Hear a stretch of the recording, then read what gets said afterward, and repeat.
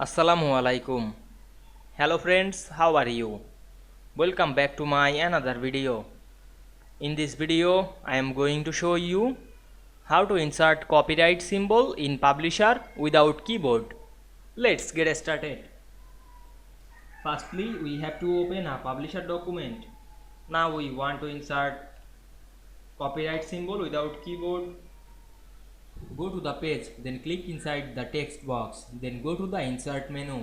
Then we can see here many options. We go to the symbol option, then go to the more symbol, then we can see here open a window. Now we find the copyright symbol to this symbols option, and here the copyright symbol sign, then click insert, then close the window.